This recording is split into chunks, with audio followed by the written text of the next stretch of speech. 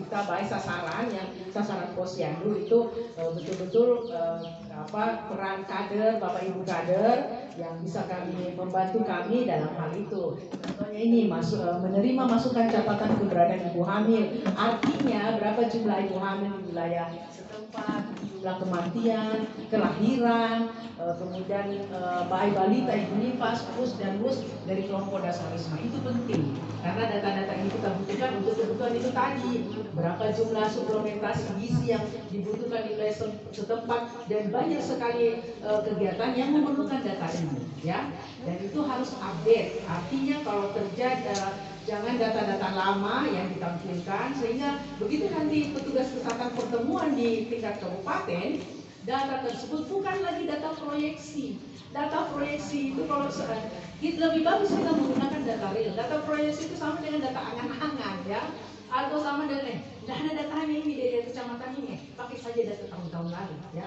Itu kan sama dengan data angan-angan. Jadi lebih bagus kalau kita bisa menyediakan data real, ya, sehingga itulah peran Bapak Ibu kader dalam memberikan data ini. Nah, kemudian yang kedua, mempersiapkan tugas kader sebelum hari buka posyandu adalah mempersiapkan sarana dan prasarana kegiatan di posyandu. Saya lewati saja.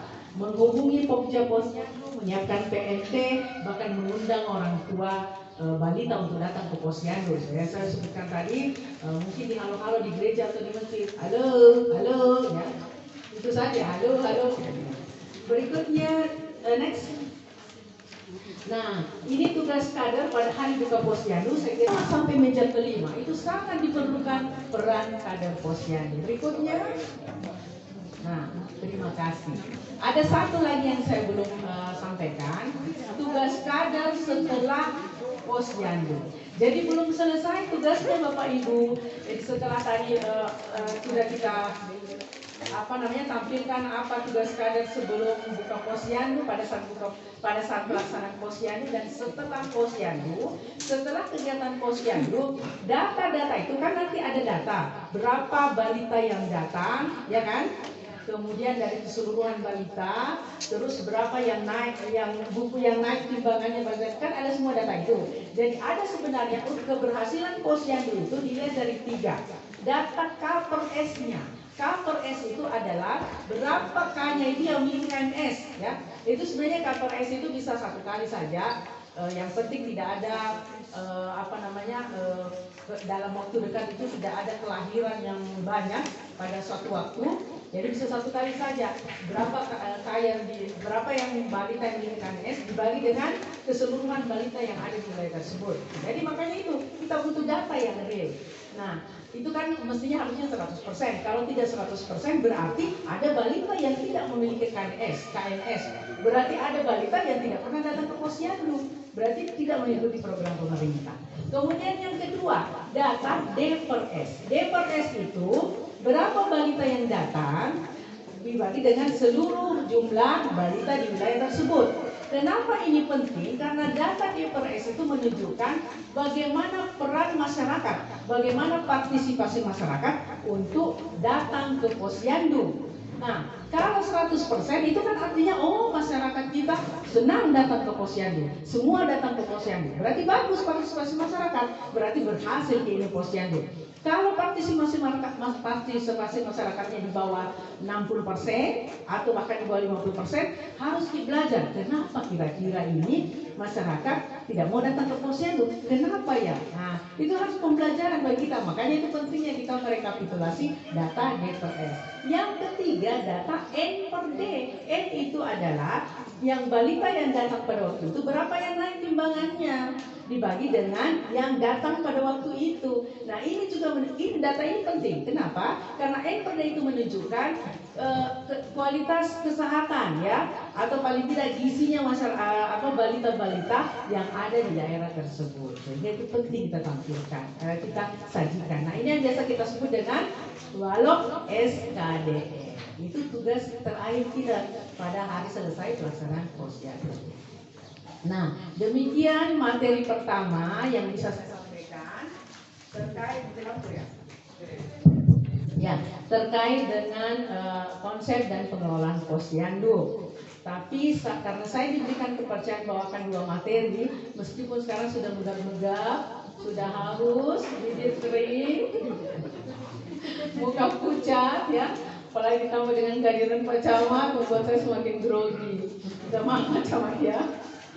Baik, sekarang saya lanjut sebelum kita tanya jawab. Boleh saya lanjutkan Bapak Ibu? Boleh. Nah, sekarang yang kedua, penilaian pertumbuhan atau pemantauan pertumbuhan. Dari sekian banyak materi di pelatihan kader, kenapa ini kami pilih penilaian pertumbuhan? Karena disinilah letaknya yang Bapak Ibu lakukan di meja 3. Di meja 3 itu pencatatan KMS, sekaligus Bapak Ibu melakukan penilaian pertumbuhan. Sekarang mari kita lihat apa saja isinya. Sekali lagi, saya memberikan materi ini bukan karena saya tahu banyak yang tidak. Kita sama-sama belajar. Kebetulan saja saya diberikan kepercayaan untuk memberikan materi ini. Jadi yang akan kita bahas di sini pertama adalah bagaimana melakukan pemantauan pertumbuhan, dan yang kedua bagaimana menentukan status gizi. Nah, yang pertama ini saya bawakan, yang kedua ini nanti akan dijelaskan oleh adik-adik mahasiswa pada saat kegiatan praktikum ya. Bapak Ibu pernah misalnya ada balita datang, kita sudah lihat secara kasat mata, kita lihat oh tingginya sekian, kemudian berat badannya sekian, sudah ditimbang, sudah diukur. Bapak Ibu tahu bagaimana melihat status gizinya? Apakah status gizinya normal, bagus? Bapak Ibu sudah pernah belajar itu?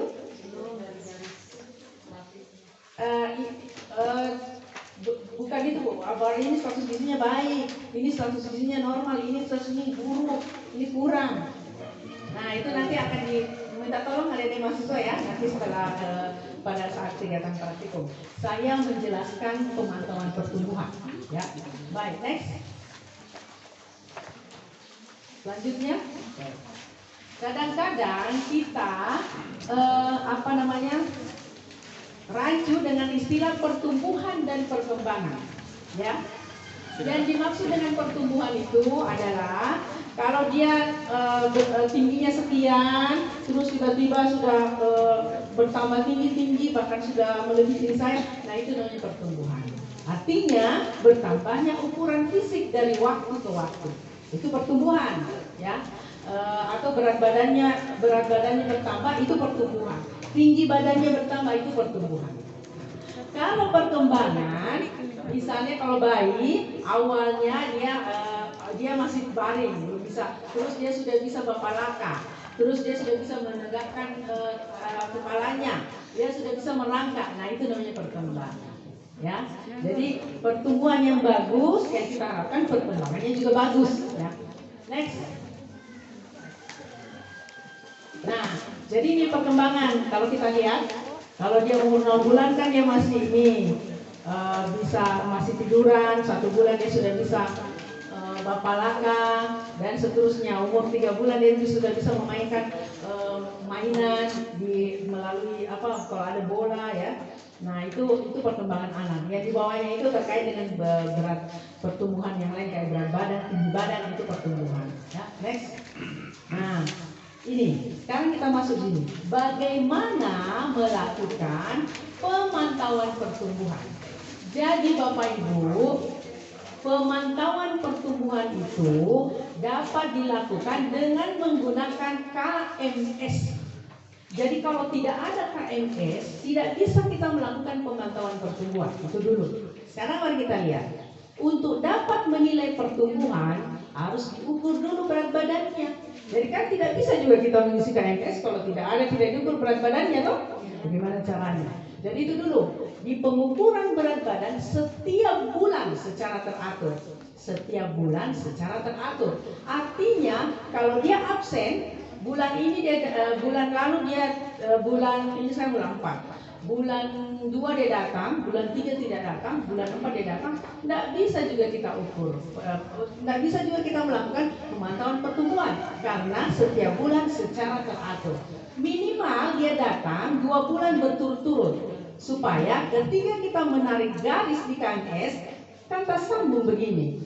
Kalau bulan 3-nya dia tidak datang, bagaimana kita mau menyambungnya? Tidak bisa. Jadi kita tidak bisa melakukan pemantauan pertumbuhan. Makanya itu gunanya selalu bilang sama orang tua atau pengasuh balita supaya dia datang teratur ke posyandu. Nah ini yang kadang-kadang tidak nyampe di ibu-ibu balita. Pentingnya kita melakukan pemantauan pertumbuhan. Mereka tidak tahu kalau KMS, ternyata KMS ini gunanya seperti ini. Dia pikir hanya ditimbang saja sudah itu pulang. Jadi kalau ada kegiatan pemantauan pertumbuhan, konseling kan enak ya, waktu sambung gitu. Lanjut, penilaian pertumbuhan dilakukan dengan membuat garis. Jadi harus ada garis yang menghubungkan paling sedikit antara dua titik. Berarti di KMS, ya kan? Dua titik hasil penimbangan secara berturut-turut. Jadi kalau dia tidak datang, nggak bisa melakukan. Nah, sekarang bagaimana kita menyimpulkan pertumbuhan? Pemantauan pertumbuhan itu dua saja kesimpulannya Bapak Ibu. Kalau bukan N, T. N itu adalah naik, T itu adalah tidak naik, ya. Jadi itu kalau kita mau melakukan pemantauan pertumbuhan. Kapan kita sebut dengan naik? Apabila grafik berat badannya, makanya itu kita plototi itu KMS, itu gunanya KMS. Itu gunanya di KMS itu ada garis kayak begini toh, apa namanya? Nah, itu namanya garis pertumbuhan. Kalau pertumbuhannya bagus, berat badannya itu mengikuti garis pertumbuhan itu yang grafik begini. Ya, kalau pertumbuhannya bagus. Jadi kita sebut dengan naik apabila grafik berat badannya mengikuti garis pertumbuhan. Dan kita sebut tidak naik ya apabila grafik berat badannya mendatar. Pernahkah Bapak Ibu memplot garis di KMS itu dia rata begini? Nah, itu kita sebut tidak naik, berarti ada masalah dengan pertumbuhannya. Tapi kita bisa pantau 2 bulan berturut-turut. Ya. Nah, kemudian atau menurun kayak begini. Pernah Bapak Ibu memplot garis KMS menurun? Itu juga tidak naik, ya. Atau memotong garis pertumbuhan di bawahnya. Terlanjur ini kan ada kan kalau makanya itu KMS dibikin dia ada warna yang hijau gelap, ada yang hijau terang. Nah, jadi kalau dari hijau gelap turun itu garis itu ke hijau hijau muda, itu berarti memotong garis pertumbuhan di bawahnya. Itu juga kita sebut dengan tidak naik. Berarti something wrong, berarti ada masalah dengan ini pertumbuhannya ini anak. Itulah yang kita sehingga perlunya kita memantau pertumbuhan anak dengan menggunakan KMS. Next. Nah, jadi ini tadi kita sebut dengan naik dengan tidak naik. Selanjutnya, nah sekarang mari kita plototin gambar ini Bapak Ibu. Kita lihat dulu, ya, karena kadang kenapa jadi pemantauan pertumbuhan sekali lagi, pemantauan pertumbuhan itu hanya bisa dilakukan kalau ada KMS. Kalau tidak ada KMS belum bisa kita ini. Memang harus dengan menggunakan KMS. Contoh misalnya, ada anak bulan ini misalnya beratnya 4,1. Bulan berikutnya 4,2 misalnya ya, 4,2. Kita sudah gembira. Ini berat badannya. Tapi tunggu dulu, plot dulu di KMS. Karena belum tentu garis pertumbuhannya itu memang secara ini berat badannya naik. Tapi begitu kita plot di KMS, dia turun begini atau dia tidak mengikuti garis pertumbuhan. Itu tetap kita sebut tidak naik meskipun pada kenyataannya naik. Ya, pernah Bapak Ibu temukan seperti itu? Naik kenyataannya berat badannya, tapi begitu kita plot di garis pertumbuhan, rupanya tidak naik kesimpulannya. Ya, jadi memang harus menggunakan KMS. Sekarang kita lihat. Coba Bapak Ibu perhatikan gambar-gambar ini. Lihat dulu di bagian A. Di bagian A itu kita sebut dengan tidak naik. Kenapa? Karena berat badannya memotong garis pertumbuhan. Ini kan garis pertumbuhannya. Kalau dulu cek kamu tunjuk di situ. Yang dimaksud dengan garis pertumbuhan itu yang hitam itu ke atas ya. Ya, itu garis pertumbuhannya kan. Nah, dia memotong kan dari lihat di bulan ini katakanlah si C ini di bulan Februari berapa berat badannya? 3 Februari. Kita startnya di bulan Februari 3 ya? 3. Di bulan Maret berapa? Naik kan? Dari 3 ke 3,5. Tapi coba kita plot di KMS. Rupanya dia tidak naik karena berat badannya itu memotong garis pertumbuhan di bawahnya. Kalau dia memotong garis pertumbuhan di atasnya, baru kita sebut dengan naik. Tapi kan kita turun begini kan? Nah, berarti tidak naik. Jadi itu pentingnya kita menggunakan KNS. Dan itu pentingnya kita memberikan penjelasan kepada ibu balita. Ibu, ternyata ibu, kami jangan juga begitu ya, terlalu lebay namanya itu.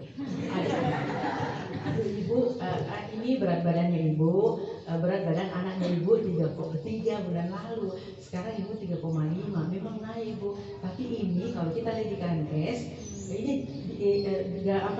pertumbuhannya ini dia menurun ibu sebenarnya. Pertumbuhannya, berat badannya memang naik. Ya, nah ini berarti dia tidak naik ibu. Jadi ke depan di anu lagi. Jadi kasih konseling pemberian makanan bayi dan anak. Nah, sebentar materinya ya. Oke. Kemudian bagian B, kita lihat bagian B. Bagian B bulan Maret beratnya 3,5. Kemudian bulan April berapa beratnya? 4,7. Sekarang kita plot di KNS. Bagaimana? Naik. Karena berat badannya memotong garis pertumbuhan ke atas toh, bukan ke bawah. Jadi kita sebut dengan naik. Sekarang kita lihat kasus C. Kasus C bulan berapa itu? Juni ya. Bulan Juni berat badannya 6. Berarti di situ. Terus bulan Juli berat badannya 6,6. Sekarang kita plot di KNS. Begini toh? Dia mengikuti garis grafiknya itu mengikuti garis pertumbuhan kan? Meskipun dia tidak memotong, tapi kan dia mengikuti toh? Dia memang tidak memotong ke atas atau ke bawah, tapi dia mengikuti sama dengan garis pertumbuhan. Artinya ini kita sebut dengan pertumbuhannya naik karena dia mengikuti garis pertumbuhan. Sekarang kita lihat di D. Di D ini tetap. Jadi berat badannya 6,6 di bulan berapa itu? Bulan Juli 6,6, ya itu 6,6 gramnya begini. Jadi kita jangan bilang tetap ya, tidak naik. Kan tetap artinya tidak naik toh. Jadi kita sebut dengan tidak tetap karena dia rata begini. Bulan di kasus E 6,6 turun jadi 6,3, sangat drastis dia terjun payung begini. Nah, berarti itu tidak naik. Jadi status pertumbuhan. Jadi inilah bagaimana kita melakukan penilaian pertumbuhan pada anak. Ya, seperti ini. Jadi harus melalui KNS. Nah, next. Lewat. Ya. Jadi ini penyebab gangguan pertumbuhan sebenarnya ada 2. Dia punya penyakit infeksi atau penyakit lain yang bisa bersifat akut atau kronis. Akut itu kalau baru-baru saja dia dapat ini. Misalnya dia batuk, batuknya ini baru vaksin punya anak ini batuk, itu akut. Kalau kronis, selalu dia batuk. Dia badan batuk, itu namanya kronis ya. Atau karena dia kurang makan, ya baik dari segi jumlahnya atau jenisnya ya. Lanjut. Nah ini saya lewati saja karena ini yang penyebab gangguan pertumbuhan ini itu tadi karena infeksi, ada penyakit atau pemberian makan yang kurang, ini yang menyebabkan dia gagal untuk tumbuh ya. Atau kalau terjadi pada ibu hamil, ini yang menyebabkan stunting pada anak yang baru lahir. Lanjut. Ini yang penyebabnya bisa bersifat akut atau kronis. Itu penyebab lainnya. Lanjut. Nah, ini yang penting. Ini bisa diperbesar tidak? Ibu yang di belakang, bapak ibu yang di belakang bisa melihat ini? Sudah, oke. Kan ada juga di ini toh, ada juga di ini. Baik. Sekarang apa yang kita mau kerja di meja 4? Kan kita sudah menentukan status pertumbuhannya ini anak, ya toh? Apakah N atau T? Terus di meja 4, silakan ibu ke meja 4. Nah, disitulah kita memberikan konseling. Lalu kader bertanya, iya apa sudah saya mau bilang ini? Nah, ini wan-wannya. Jadi setelah ditimbang, diplot hasil penimbangan, kemudian hubungkan itu tadi, plot itu artinya disambung ya garisnya. Kemudian tentukan status pertumbuhannya sudah ya, dia naik atau T. Sekarang kita lihat, kalau dia naik itu ada apa yang kita kasih di meja 4? Kasih dulu dia pujian. Dia naik toh, ini ibu rajin sekali datang ke posyandu, hebat ya. Itu kan satu pujian ya. Ya usah juga bilang ibu ini cantik sekali, tidak perlu itu. Ya. Kemudian yang kedua, beri penjelasan arti grafik pertumbuhan tadi. Ini Bu, naik ini pertumbuhannya anak-anak Ibu. Coba kita lihat Ibu di ini ditanya aja. Ya seperti yang saya bilang tadi, terserah Bapak Ibu mau bilang apa. Ya, mudah-mudahan bisa ditangkap penjelasan saya tadi, kan? Arti grafik pertumbuhan itu. Kasih pengertian dia supaya dia, oh ini pentingnya saya datang ke posyandu. Rupanya ini yang ini, ya kuncinya tuh selain manfaat yang lain. Kan selain dia bisa dia tahu bagaimana memantau pertumbuhan anaknya. Dia kan penasaran nanti bulan depan. Kalau dia sudah tahu toh, dia penasaran bulan depan. Saya mau tahu lagi bagaimana pertumbuhan anakku deh. Kayaknya saya harus ke posyandu gitu. Kalau sudah ada seperti itu, kan dia jadi ini. Kalau ibu yang sadar ya, kan dia akan selalu penasaran untuk datang setiap bulan menimbang anaknya. Setelah itu, kalau Bapak Ibu sudah jelaskan dia punya arti grafik pertumbuhan anak. Terus beri nasihat cara pemberian makan sesuai dengan umur. Nah itu tadi yang nanti akan disampaikan oleh adik-adik mahasiswa bagaimana melakukan konseling PMDA, pemberian makan pada bayi dan anak. Itu isinya nanti di situ. Jadi sederhana saja di kegiatan konseling ini. Dan nanti Bapak Ibu kader pasti sudah di luar kepala ya, bahkan sudah tidak enak kalau tidak ada meja 4. Kenapa tidak ada meja 4? Coba kasih kursi di situ. Saya mau melakukan konseling. Sudah percaya diri karena sudah ada ilmunya. Nah kemudian yang terakhir, yang poin terserah mau apa isi konselingnya, terserah. Tapi yang ini panduan ini harus ada. Yang terakhir, anjurkan datang ke penimbangan berikutnya. Jadi ibu kan sudah tahu kalau kita harus melakukan pemantauan pertumbuhan. Datang lagi bulan depan besok Bu ya. Nah, selalu begitu di akhir ini. Nah kemudian itu yang naik. Bagaimana kalau dia tidak naik? Satu kali tidak naik ya. Satu kali tidak naik. Pertama, tetap kasih pujian ya. Tetap selalu dikasih pujian. Kedua, tetap beri penjelasan arti grafik pertumbuhan anak. Ketiga, nah ditanya, aduh ini tidak naik ini berat badannya Bu. Kalau kita lihat buat pertumbuhannya ini tidak naik Bu. Kira-kira ini adik sakit tidak ya? Atau bagaimana kalau tidak sakit bagaimana makannya selama ini? Kan gitu kan? Kita gali. Setelah itu tetap beri nasihat cara pemberian makan sesuai umur, anjurkan datang ke penimbangan berikutnya. Itu saja bedanya. Nah, kalau tidak naik 2 kali, itu kan 1 kali. Kalau tidak naik 2 kali berturut-turut atau dia di bawah garis merah, maka rujuk ke puskesmas, pustu atau poskesdes. Kalau 2 kali, berarti sakit ini anak ini, ya. Sama dengan kita toh. Kalau anak remaja kan kasih sakit hati dengan pacarnya, pasti turun drastis itu dia punya berat badan. Kalau balita kan nggak seperti itu. Jadi seperti itu ya. Lalu kegiatan penimbangan dan tindak lanjut. Nah di meja 5 kan sudah pelayanan kesehatan. Berikutnya, ya saya sampai di situ saja. Yang berikutnya itu sudah bumbu-bumbunya ya. Yang jelas intinya dari kegiatan pemantauan pertumbuhan saya sudah sampaikan. Kemudian tindak lanjutnya terutama ketika kita melakukan konseling itu apa, tapi isi konselingnya itu nanti akan dipaparkan oleh adik-adik, bahkan nanti dipraktekkan ya, ada prakteknya untuk kegiatan konseling. Demikian, terima kasih. Mohon maaf kalau ada kekurangan. Saya akhiri. Assalamualaikum warahmatullahi wabarakatuh. Selamat pagi dan salam sejahtera bagi kita sekalian. Saya kembali.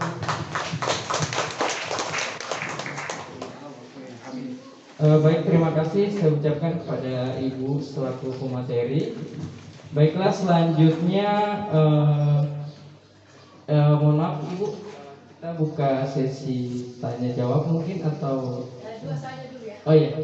Jadi bagi ibu-ibu kader yang sudah hadir pada pagi hari ini, dari penjelasan materi tadi apabila masih ada yang bingung atau ingin ditanyakan, saya membuka 2 pertanyaan karena mengingat waktu juga.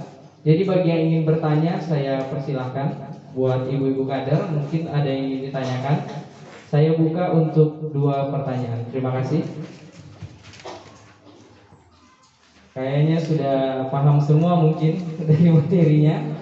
Jadi tidak ada yang mau ditanyakan. Kalau tidak ada yang semua tambahkan, saya lupa. Oh iya. Yang pertanyaan yang kemarin, bagi ada yang bertanya kemarin itu Di Salutome, ya di gelombang 1. ya, Ibu, bagaimana ini? Dia punya kasus, dia punya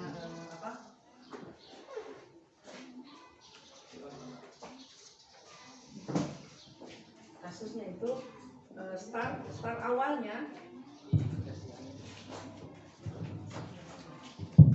ya, start awalnya waktu baru diisi itu KMS, dia itu memang anak, dia di garis kuning, ya, berarti dia akan ke bawah toh, tapi belum BGM, belum bawa garis merah.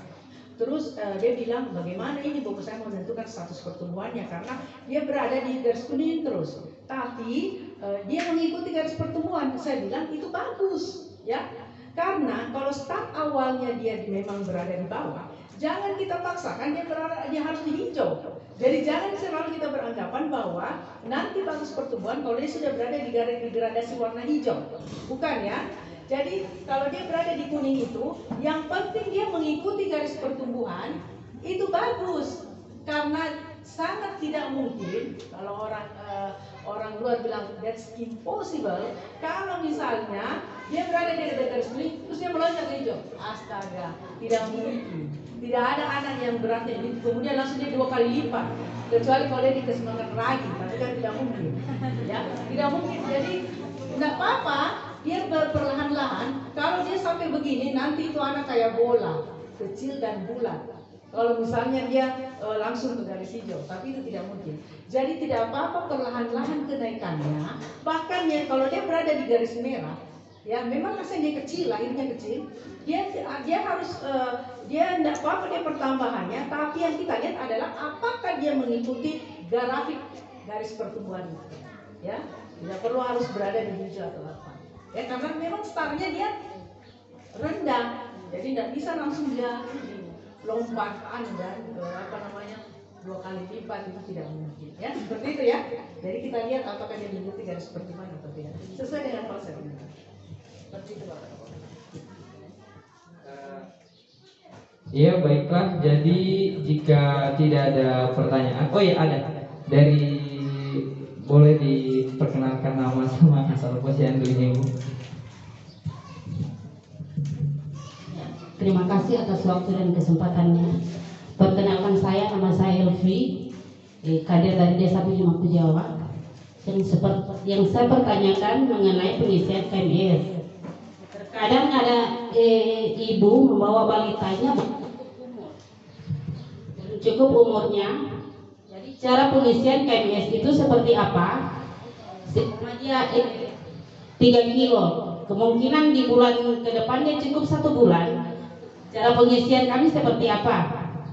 Jadi itu saja mohon penjelasannya. Terima kasih.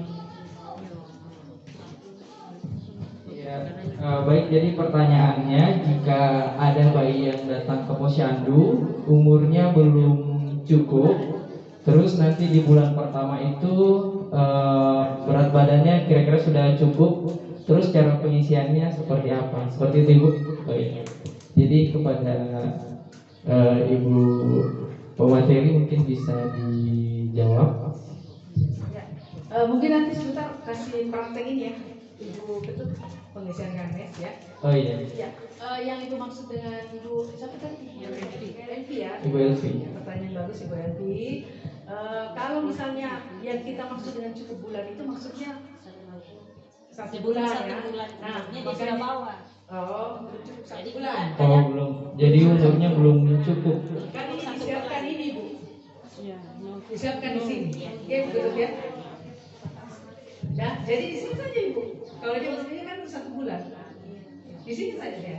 Terus di bulan kedua apa bisa kami sambung ke 1 bulan atau tidak? Iya. Tidak apa-apa. Tidak apa-apa. Pertanyaan yang bagus dan memang itu sering dilakukan. Ya. Nanti mengenai prakteknya pasti saya yakin Bapak Ibu sudah sangat mahir sekali. Tapi nanti tetap tidak apa-apa ya. Nanti kita tambahkan dengan prakteknya supaya lebih mahir lagi.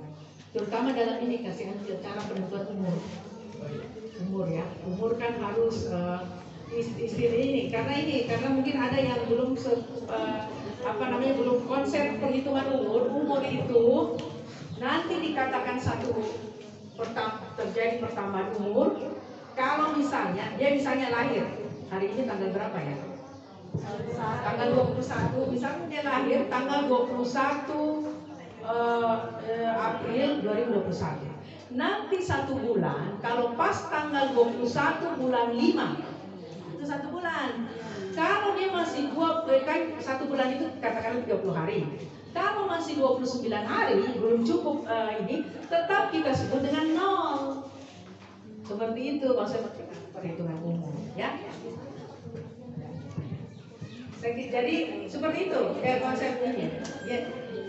Oh ya, jadi buat Bapak yang di belakang mungkin bisa jelas di asal nama.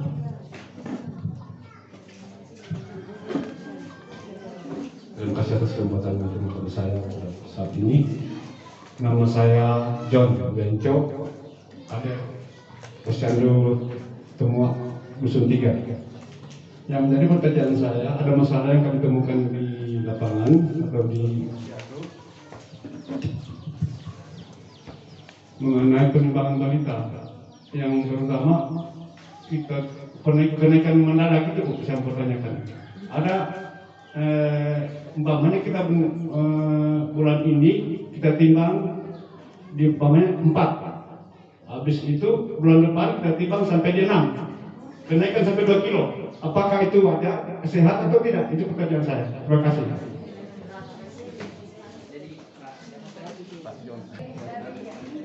Dari Posyandu mana Pak John? Posyandu Pelabuhan 4. Tomua, Desa Tomua Dusun 3 Pak ya? Oh, iya. Kalau pernyataan yang seperti Pak John temukan itu jarang terjadi dalam waktu 1 bulan langsung naik sampai 2 kilo. Itu jarang banget terjadi. Nah, ada beberapa faktor Pak John. Jadi kita juga perlu memikirkan sebagai kader Posyandu ada beberapa yang mempengaruhi hasil penimbangan. Yang pertama adalah human error. Human error itu ada orang yang itu juga kita perlu gali. Orang yang melakukan penimbangan itu dia kesalahan pembacaan kah? Itu yang pertama. Atau kesalahan menggunakan alat. Terus yang kedua adalah instrument error. Instrument error itu alat yang dipakai memang error. Asli itu. Artinya yang fakta. Oh iya. Mungkin alatnya mungkin sudah bagus. Bukan alat, memang timbangan anaknya itu memang naik status. Ya, kalau seperti itu ada masalah. Lihat saja nanti kita lihat lagi bulan berikutnya. Kira-kira seperti apa? Dia hidup berapa bulan dia meninggal. Oh, ada. Berarti memang mungkin ada obes mungkin ibunya. Tidak, jangan sampai dia edema. Iya. Sakit, jadi terjadi penimbunan cairan di bawah jaringan kulit. Ya, jadi kalau anak yang kurang gizi kelihatan gemuk sembab. Ada salah satu cirinya itu dia kelihatan tembem pipinya, padahal dia edema. Kenapa? Karena dia kekurangan protein. Salah satu fungsinya protein dalam tubuh itu adalah lalu lintasnya cairan yang masuk dalam tubuh. Jadi kalau ada kekurangan protein, tidak ada lalu lintas yang mengatur cairan masuk dalam tubuh. Akhirnya cairan itu yang masuk dalam tubuhnya keluar ke selnya. Itulah yang menimbulkan pembengkakan.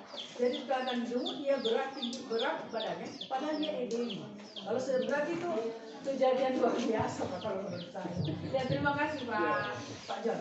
Iya, terima kasih buat Pak John. Jadi sudah cukup 2 pertanyaan saja untuk sesi kali ini.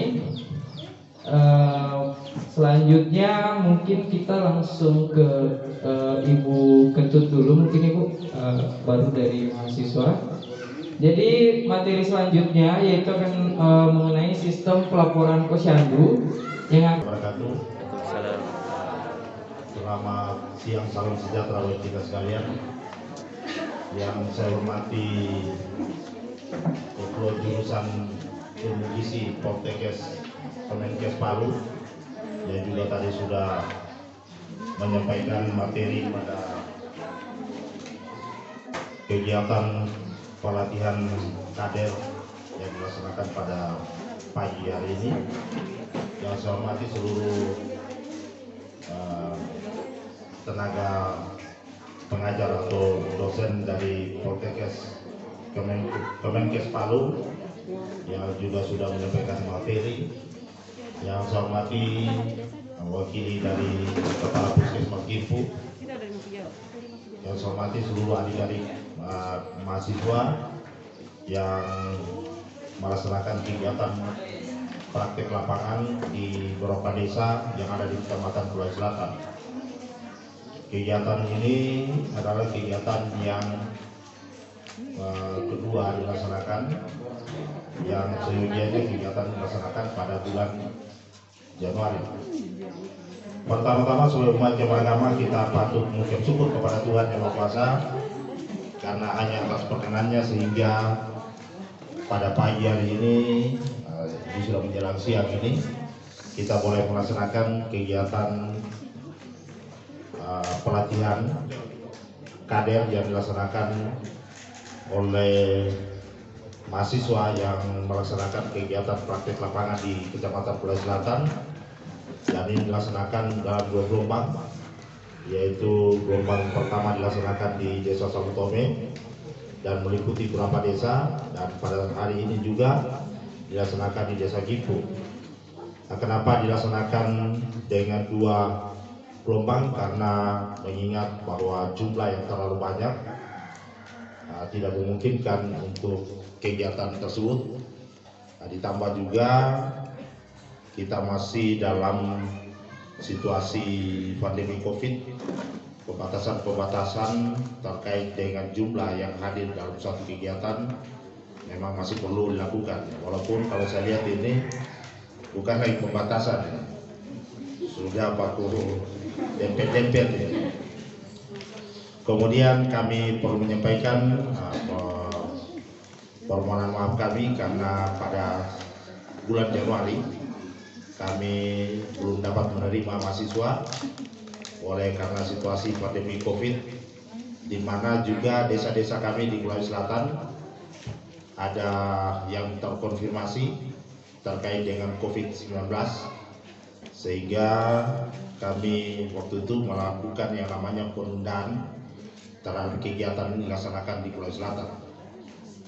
Kemudian pada bulan ini kami sebelum kami menerima mahasiswa, kami berkonfirmasi dulu dengan Dinas Kesehatan, dan Dinas Kesehatan menyampaikan bahwa dengan melihat data atau tren penurunan data terkonfirmasi COVID di wilayah kami, dimungkinkan untuk kegiatan ini.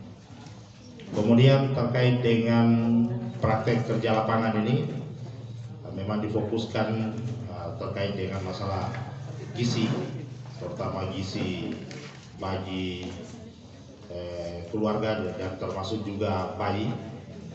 Dan kalau kita melihat bahwa salah satu program utama dan menjadi isu nasional terkait dengan masalah stunting. Ini menjadi isu nasional, walaupun kalau di Kabupaten Sigi ini, Kecamatan Kulawi Selatan, tidak masuk pada yang namanya lokus stunting. Ada beberapa kecamatan yang menjadi lokus stunting karena data terkait dengan stunting itu cukup tinggi di wilayah tersebut. Tetapi kami tidak termasuk itu.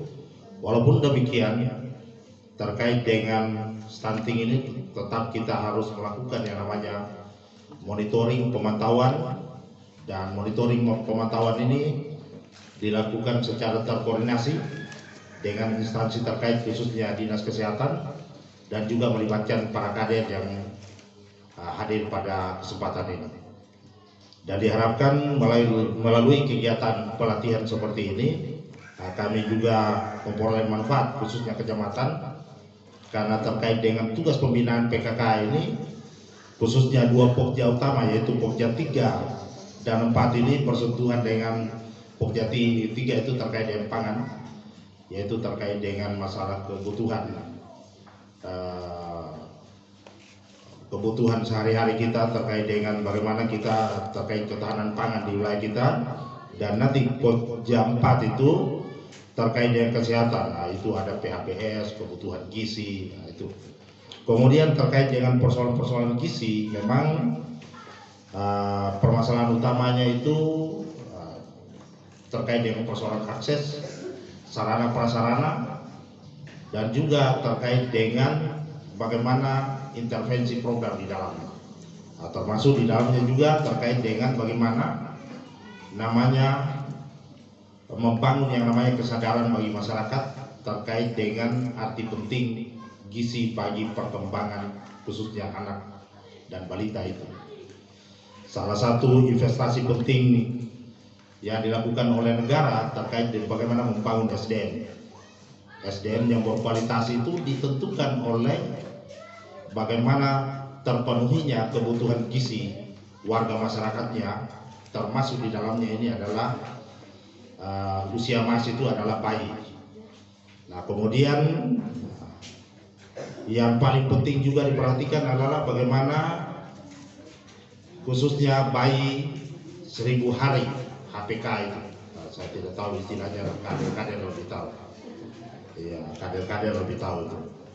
Kemudian perlu kami sampaikan di sini bahwa untuk terkait dengan gizi memang perlu intervensi, bahkan pendekatannya adalah multi dimensional, terutama keterkaitan para stakeholder, khususnya adalah dinas-dinas terkait. Nah, mulai dari kesehatan, pendidikan juga masuk di dalamnya, termasuk juga PU karena terkait dengan ini persoalan akses. Nah, salah satu hambatan utama kita adalah keterjangkauan ini, aksesibilitas ini menjadi problem utama. Kenapa? Ketika akses infrastruktur itu memiliki hambatan, maka pelayanan kesehatan juga akan mengalami yang namanya permasalahan, karena pelayanan itu akan mudah jika akses terkait dengan infrastruktur itu kondisinya bagus. Kemudian juga termasuk di dalamnya adalah terkait dengan instansi lain seperti misalnya pertanian. Pertanian itu terkait dengan ketersediaan pangan kita. Nah, kami di wilayah Sulawesi Selatan itu saya sering melaksanakan kegiatan rapat koordinasi, terutama dengan dinas terkait, dengan harapan ini wilayah kita bisa memiliki yang namanya ketahanan pangan. Ketahanan pangan ini bukan hanya namanya dari beras, tetapi kandungan lain seperti jagung, ubi. Dari menu-menu yang kami sajikan itu, cuma memang butuh inovatif kita, kreativitas kita, supaya dibukukan, supaya suatu saat ini bisa menjadi bisa menjadi menu lokal kita. Menu lokal kita yang kalau nanti wilayah kita ini menjadi wilayah yang menjadi tujuan wisata, itu bisa kita sajikan yang namanya wisata kuliner itu. Jadi memang butuh inovasi, masih butuh juga kreativitas kita supaya bisa kita manfaatkan yang namanya kreativitas dari ibu-ibu ini, termasuk juga bapak-bapak. Ada saya punya saudara dari Katebuai. Nah, jadi seperti itu. Nah, jadi terkait dengan masalah wisata ini bukan hanya soal bagaimana ketersediaan masalah destinasi wisata kita. Nah, tadi saya menerima Pak, ternyata tim, saya agak terlambat ini perlu saya sampaikan. Saya tadi menerima tim yang melakukan yang namanya kegiatan lagi untuk melakukan penelitian. Ternyata kita di tempat kita ini ada berapa situs yang sudah mendapat sertifikasi dari UNESCO sebagai situs budaya alam. Ini semua akan menunjang ketika kita menjadi daerah tujuan wisata. Nah, saya berapa tahun, 2 tahun terakhir ini, walaupun sentuhan yang namanya perencanaan, khususnya bagaimana mendesain tempat pariwisata itu belum dilakukan, tetapi saya bekerja sama dengan instansi terkait, khususnya dari instansi vertikal, balai taman, sehingga kalau dilihat itu di tempat wisata Maima itu ada yang namanya ruang ganti. Nah, itulah upaya kami melakukan kerjasama. Kemudian dalam waktu dekat ini bulan Mei kalau tidak salah, dari Kementerian PU juga membuka lagi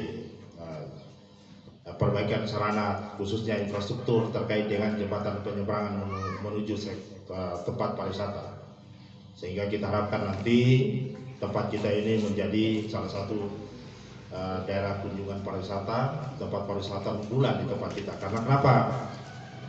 Saya menerima tahun lalu 3 peneliti dari universitas yang berbeda, dari semua dari Jawa, dari Bandung, Jakarta, dan juga Bali. Ternyata wisata kita ini adalah salah satu destinasi wisata yang sangat kompetitif untuk dikembangkan.